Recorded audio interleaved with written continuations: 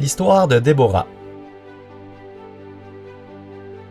Après que Moïse eut fait sortir le peuple d'Égypte et que Josué l'eut fait entrer dans le pays promis, les Israélites semblaient toujours avoir du mal à vaincre leurs ennemis.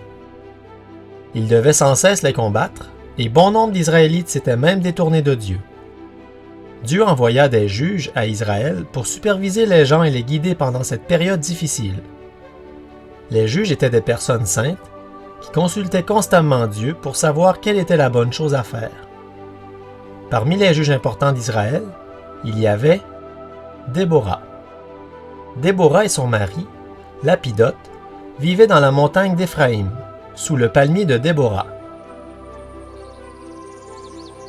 Les Israélites montaient souvent vers elle pour entendre son jugement et sa sagesse. Elle devait sûrement être très sage et consacrée. Un jour, Déborah s'adressa à un grand militaire du nom de Barak. Elle lui dit qu'Israël devrait attaquer son ennemi, Jabin, roi de Hatzor, et son puissant chef militaire, Sisera. Barak savait combien Dieu avait béni Déborah, alors il lui dit qu'il irait à la guerre seulement si elle l'accompagnait. Déborah accepta, mais avant de partir à la guerre, elle mit une chose au clair. Dieu allait faire mourir le puissant chef Sisera par les mains d'une femme, et non celle de Barak. Barak rassembla 10 000 hommes pour le combat, et Sisera rassembla tous ses hommes et aussi ses 900 chars de fer.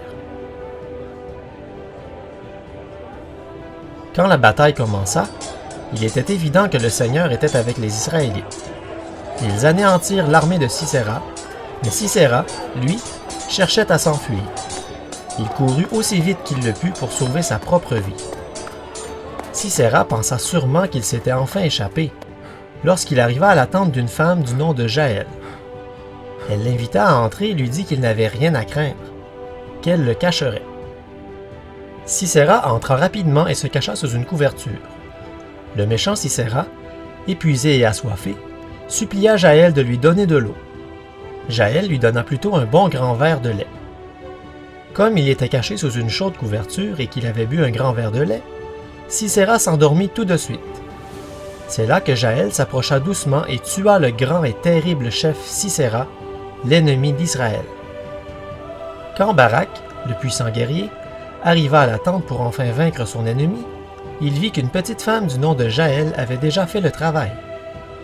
Les paroles de Déborah étaient vraies. Dieu avait bel et bien livré Sisera aux mains d'une femme.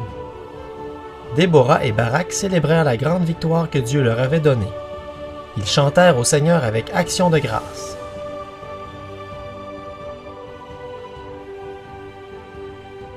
Tu peux lire cette histoire dans le livre des Juges au chapitre 4.